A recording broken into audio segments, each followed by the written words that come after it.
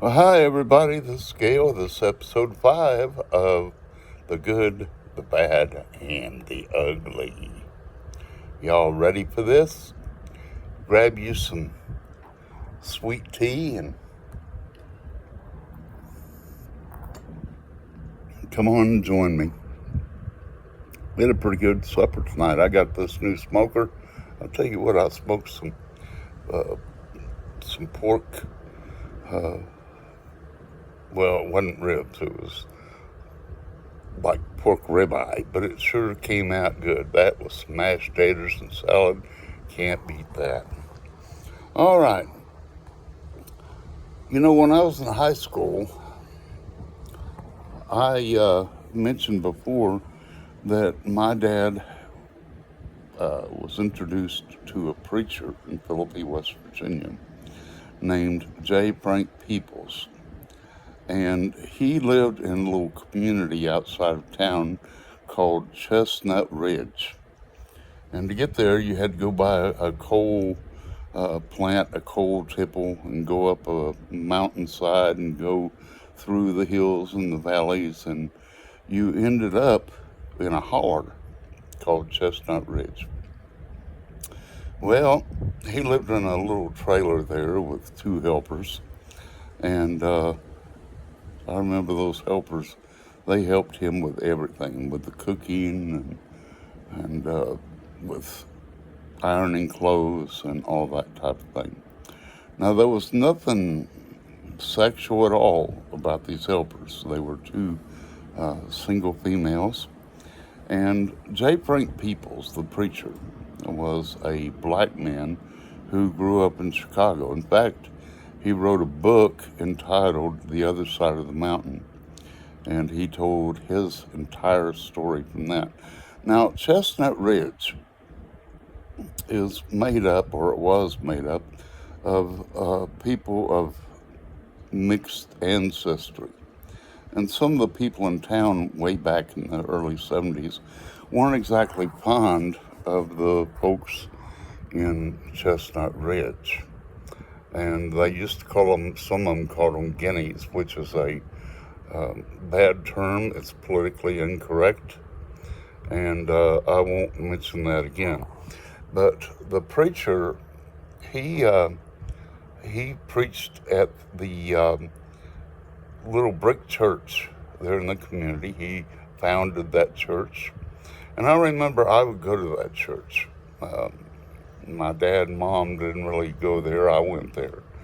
And to hear, it was basically a black Methodist church. And to hear these black people singing and shouting and praising God and hearing J. Frank Peoples play the piano, it was something else. I really enjoyed it. And he was a great piano player. In fact, at one time, he used to be a teacher. He went to college and all that. And he would preach, and I mean, he would preach. You got something out of his sermons. Now, the first time that I ever preached or anything else, if you want to call it preaching, was in that church. I was invited to speak, and I preached my first sermon there. And a guy actually came to accept Christ after that, and that just thrilled me. And I remember in that church, one time they had a Christmas play. It was called His Wonders to Perform, and I got to be in that play. I actually was accepted by these people in this community, and that was a hard thing back then, because if you ever heard of hillbillies, well, that's what these people basically were, and they don't trust outsiders, and it takes a while to gain their trust. So after a while, they sort of adopted me, and I would work for J. Frank Peoples in the afternoons after school. Everyone called him Preacher, and that's what I called him, Preacher. And I would work for him, and he had me doing some of the craziest stuff I'd never done before. Like, he had chickens, and I would have to clean out the chicken coop. Now, that is a nasty job if you've never done it, but I've done that. And then he had geese in the trees, and I had geese that chased me. One time, he had an aunt that came up from Georgia. She gave him some prized okra plants, and he planted those, and they started coming up. He told me to go out and hoe the weeds out of the garden. Well, I hoed and hoed and hoed all afternoon. What I didn't know is that I was hoeing those okra plants that he was so proud of. I don't think he ever let me forget about that. And then sometimes he would hold crusades going to places like Parkersburg, West Virginia, and he would take me along. He had a station wagon, and I remember that station wagon seemed like the biggest car I'd ever seen, real long. It was a Pontiac station wagon. I believe it was kind of a greenish yellow color, something like that. And we just had the best time. Now, when I was in high school, during that time, I started a hobby. I paint for a hobby. And how I got introduced to painting, my Aunt Shirley, the one that was the beautician, well, she lost her mom, who was my nana, my great aunt. And she lost her in 1967. And to make up for that loss, she started painting. She'd go paint landscapes and things. And I was interested in that because I'd drawn a little bit here and there. I'd drawn some pictures of cartoons like Donald Duck and some people like that. And one time I did a silhouette of Jesus. So she took me to the art store. I was staying with her one time. Took me and got some charcoal sticks. And that's how I really got started in art, was using those charcoal sticks. So in high school, I kept painting. I've still got some of my old paintings that I did in high school. They were oil paintings on, it wasn't stretch canvas, it was canvas panels. And then I had another hobby. It was autograph collecting. And I really got interested in autograph collecting. So there was a time after Neil Armstrong walked on the moon where he was going to be the Grand Marshal of a parade in Elkins, West Virginia, which is about 30 miles east of Philippi. So my parents found out that he was going to be landing in a plane at the Elkins airport. So they took me to the Elkins airport the day he was supposed to be landing that morning, and they gave me a piece of paper and a pen and said, try to get his autograph. Now, he landed, he got out of the plane. He had all kinds of people, suits and ties and everything else surrounding him. And I started yelling at this man, Neil Armstrong. Mr. Armstrong, Mr. Armstrong, can I have your autograph? Mr. Armstrong, can I have your autograph? Some guy over there was like, shh, quiet, kid. Don't bother Mr. Armstrong. Be quiet. Mr. Armstrong, can I have your autograph? And he started to get into a limousine there at the airport. And after he got in, I'm still going, Mr. Armstrong, can I have your autograph? He put his hands out, outstretched his hands outside the limousine. I walked up to him, handed him that paper and that pen, and he signed the autograph. Now, when he gave it back, I noticed that halfway through, the pen had run out of ink. It skipped and run out of ink. And then he took off. But that's how I can say I actually met Neil Armstrong, the first man to walk on the moon. Another time, my parents took me again to Elkins, West Virginia. Richard Nixon, the president at the time, was appearing at some festival or something. I remember he got up on the stage, and this little girl walked over to him, handed him some flowers, and she went down into her sock, got a piece of paper out, and he signed an autograph for her that she got out of her sock. I remember seeing Nixon's car there, wanting to see the car, and I was graciously told by the Secret Service that I couldn't run over to the car and look inside. You know, I've met some famous people. Back then, my parents took me to Clarksburg to the Robinson Grand Theater, and I got to see Tex Ritter in person, got an autograph from him. I got to see Billy Crash Craddock in person when he first started out, singing Knock 3 Times. And then Bill Anderson was there. Now, Bill Anderson, after the show, I went up to the stage, and he came over to me, sat down on the stage, and talked to me for a few minutes. Bill Anderson. I asked him how I could write him a letter, and he took a piece of paper and wrote me his address and everything, and I'll never forget that. And that was during high school. So I collected autographs there in high school, and I painted paintings. Now, I was a rebel, and my parents had gotten me a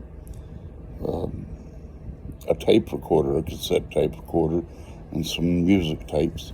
And I had a music tape of Johnny Cash that I listened to over and over and over again because I just loved the sound and the music of Johnny Cash. Got some of his autobiography books and things like that. And then during that time period in high school, I got involved in a few sports. For example, I would run around the track, run a mile. I don't know how I ever did that. I couldn't even run 10 feet today. I'm 69 years old and couldn't run 10 feet. But I would run around that track and run around that track. They also had a rope in the gym that went from the floor to the ceiling, and it was my thing during shows and things to climb that rope. I'd climb it all the way to the top and then slide myself down. And those were some good times. We also had something back then that no one else had had. They came up with a free driver's ed class. And I took the driver's ed class. And I remember one day in the driver's ed class, a magazine came out. I think it was Life magazine or Time magazine one. And it said, "Is God dead?" And that made an impact on me. And I thought, no, my God is not dead. And so that was a few of the things I did while in high school.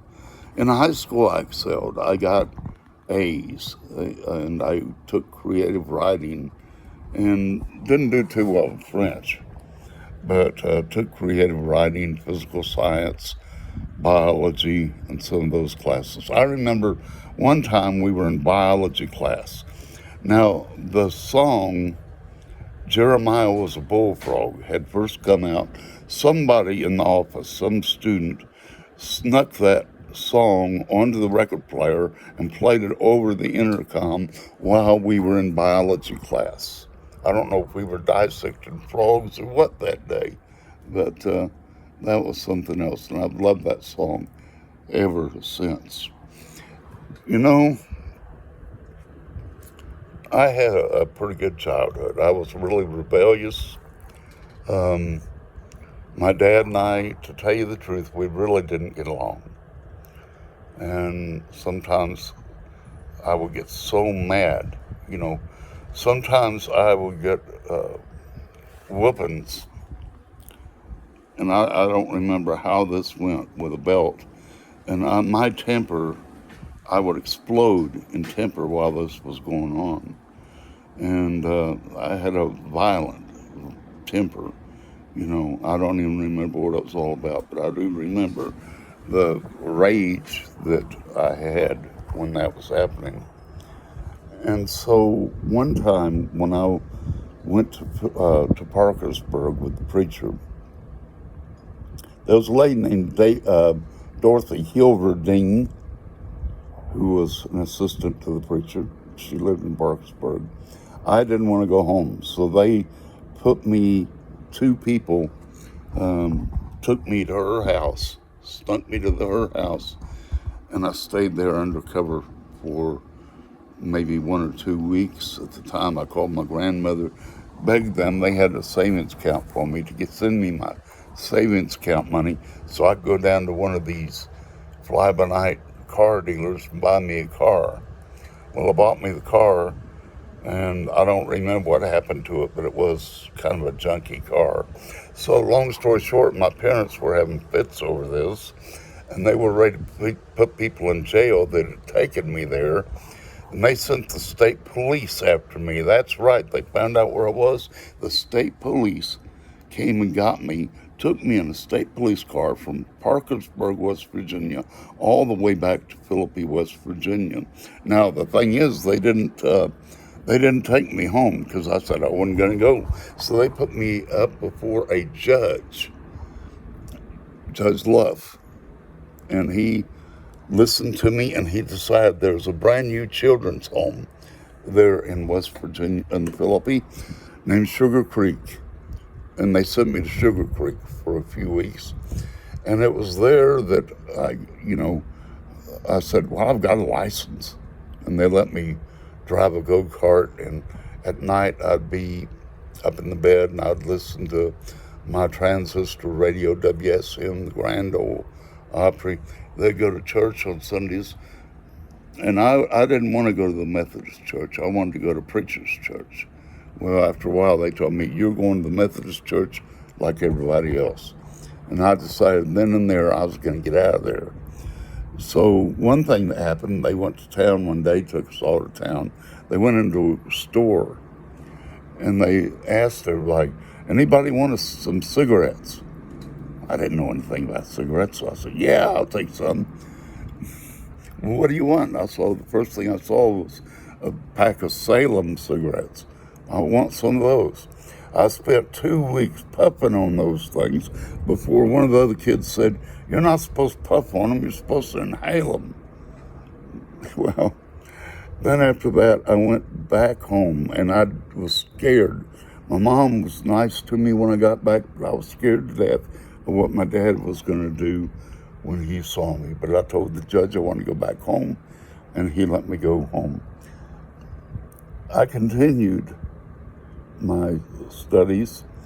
I got an award for science where I was entered into a science competition nationwide. I took creative writing. I learned to write. I took bookkeeping. I learned to do ledgers and things the old-fashioned way with a pencil and a ledger, a 5-column ledger. And that was great, and I really enjoyed bookkeeping class. Well, after that, I graduated from high school with a college prep diploma, and everyone was so happy and so proud.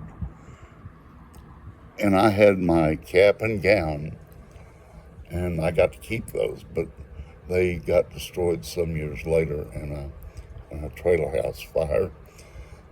But I graduated. So one day, we were in Clarksburg, and I decided that I was going to go and join the Navy. And so I went to the recruiter in Clarksburg at the post office, went in there. The man shows me a picture book of all these jobs in the Navy. I was flipping through it, and I saw a bulldozer, and I thought, hey, that'd be fun to operate one of them bulldozers. So, long story short, that's how I became a CV. And I will tell you in the next video some of my adventures in the Navy and how I was begging my mom and dad to get me out of there when I was in boot camp. The chaplain had said, don't even think about it. You are stuck. So this is a little bit about my high school years and about the famous people that I've seen and met. So I'm going to let this go now. We've been almost 20 minutes. I'm going to wish y'all a great night, and I'm going to tell y'all that God loves you.